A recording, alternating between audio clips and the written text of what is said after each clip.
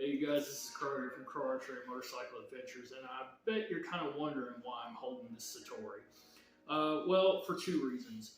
One, it's going to be a part of this lesson that I'm about to teach, actually.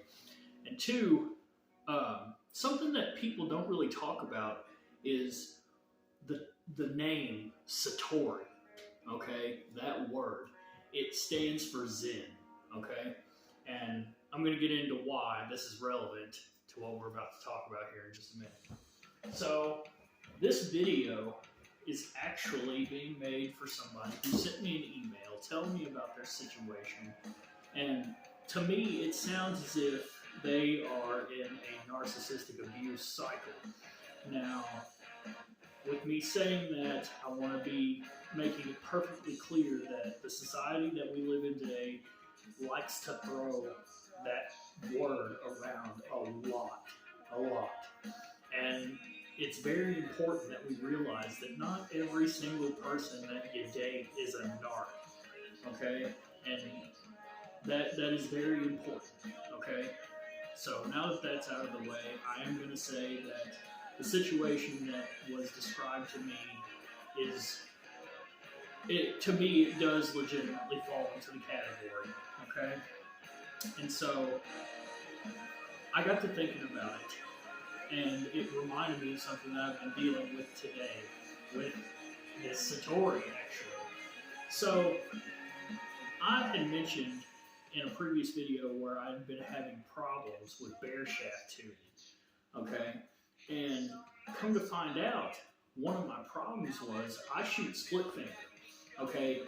And the tiller of this bow was off. It basically had a negative kind of tiller where there was extra space between this point to the string than there was in the top lip.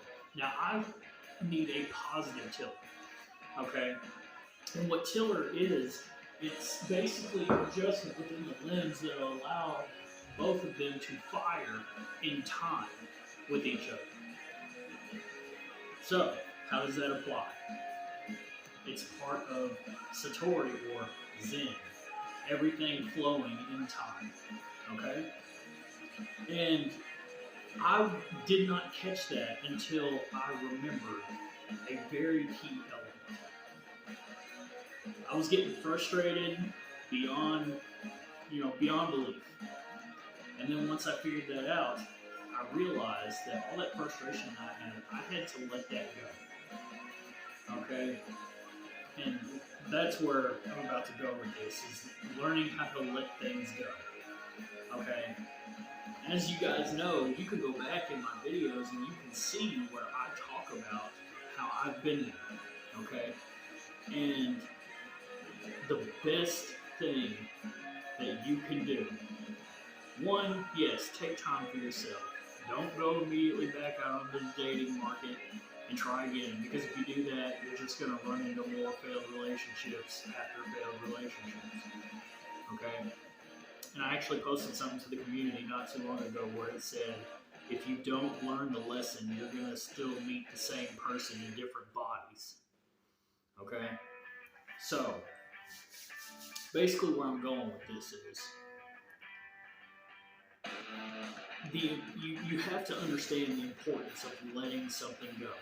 No matter how wrong you were done or anything like that. You know, I, throughout the course of the years, have been pretty guilty of honestly kind of carrying all of that with me.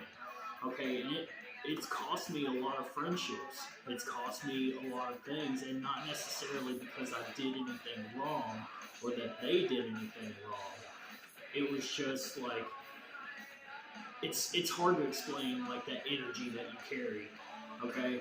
And while yes, a lot of the videos that I make and talk about, you know, I say a lot about how you can't trust people and all of that. As true as a lot of that is, you also got to remember how to let stuff go. Because if you don't let it go, then you're just going to walk around with this chip on your shoulder for the rest of your life. Okay? And really the reason why, like on my channel, that I talk a lot about how you have to, be wary of who you trust, and you can't trust a lot of people on the internet and all of that. As true as all of that is, okay, the reason I am so heavy on talking about those things is because of the places that I've been, okay? Like, prison is a great example. You want to know the difference between being in there and being out here on the street? In there, you know who you're dealing with. Out here, you don't. That is where all of what I talk about stems from, okay? Because all those people in there are really not so different from all these people out here. They're not. The big difference is they got caught, and a lot of people out here haven't. That is where it's coming from, okay? So I know sometimes that, I may come off as if like I just am butthurt for the rest of my life, but that's far from the truth. It's far from the truth. I do and say all of these things and keep these things up to help people stay ahead of the game that really, most of society is playing, man. It is what it is. But the whole point of what I'm trying to say is, while yes, you've gone through this huge ordeal, okay, you are going to have to take time to heal yourself, learn to trust yourself. That's another big thing of what I'm all about, is like trusting your instincts, believing in yourself, because that's where change will come from, okay? And you have to also be willing to do what you say you're going to do, as far as never speaking to that person again. Fortunately, this person that I'm referring to, they do not have children together. And so take that as a huge win. Truly, take that as a huge win. Okay? But if you go to any coach out here on the internet that, does, narcissistic abuse coaching and all of that, their goal is to make it to where you don't have to keep coming back.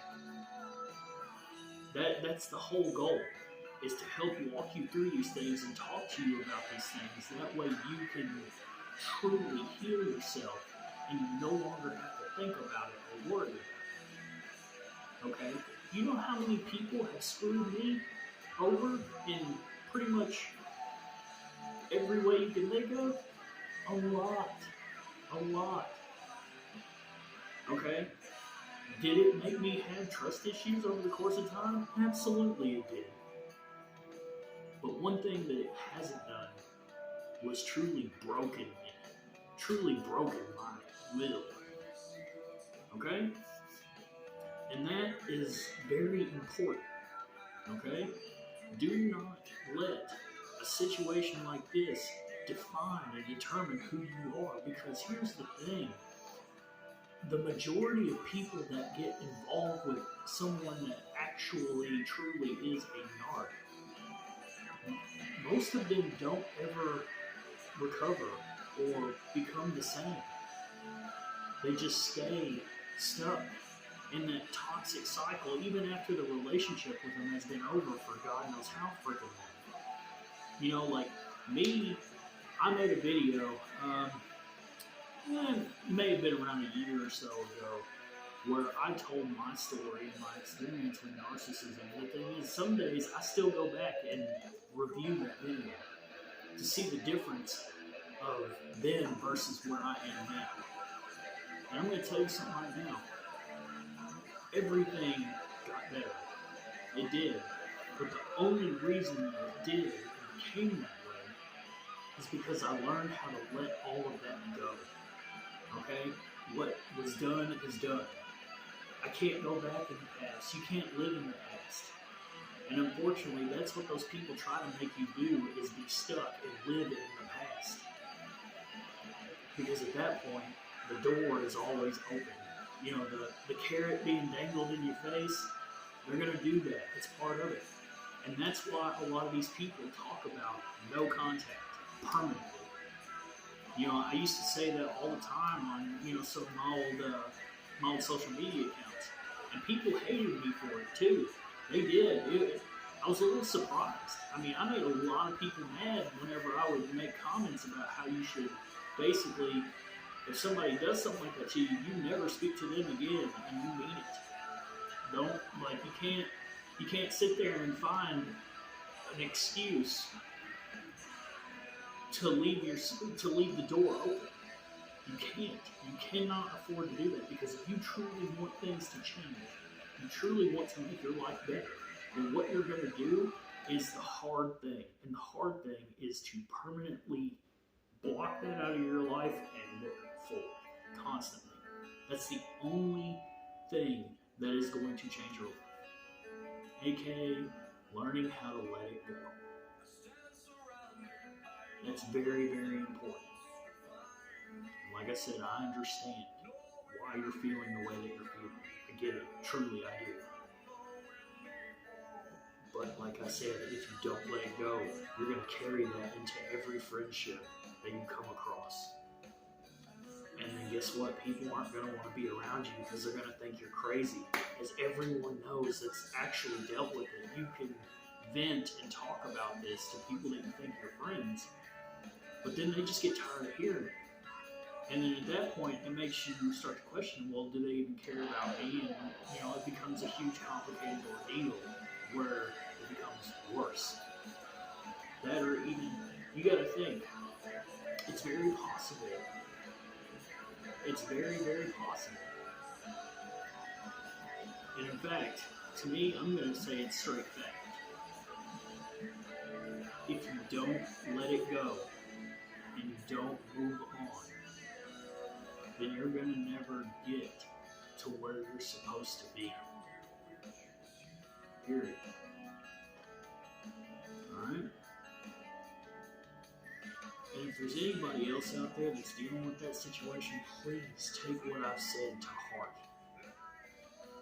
It's literally, it's life or death at that point. And I'm not necessarily talking about physical, even though there are plenty of people that do commit suicide after dealing with these types of individuals. That's why, you know, I try everything that I talk about. I try to help people be prepared for the reality of how the majority of these people are. It's not because I hate the world. It's not because I think everything is unfair. It has nothing to do with that. But what it has to do with is actually helping people change their life or save their life. Truly. That's what it's always been about, and what it will always be about. Because that's part of my purpose here. Either way, I love you guys. Like, share, comment, subscribe. Hit the bell notification if you want to be notified of me uploading more videos. And anybody out there dealing with these kind of people, it's a challenge. And be ready for a lot of hard work.